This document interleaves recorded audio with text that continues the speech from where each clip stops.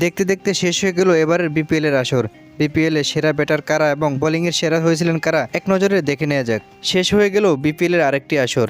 আজ শুক্রবার মিরপুরে শেরেবাংলা স্টেডিয়ামে অনুষ্ঠিত ফাইনালে চট্টগ্রাম রয়্যালসকে হারিয়ে চ্যাম্পিয়ন হয়েছে রাজশাহী ওয়ারিয়র্স। নিলামের দিনে শক্তিশালী দল গড়ে নজর কেড়েছিল তারা।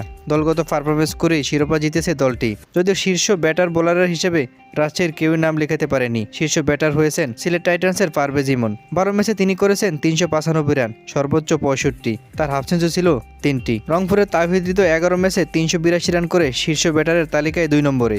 তার সর্বোচ্চ 109 রান, সেঞ্চুরি 1টি ও হাফ সেঞ্চুরি করেছেন 3টি। রাজশাহীর তানজিদ হাসান তামিম 13 ম্যাচে 356 রান করে এই তালিকায় 3 নম্বরে, সর্বোচ্চ 100 রান তার এবং 50 করেছেন 1টি।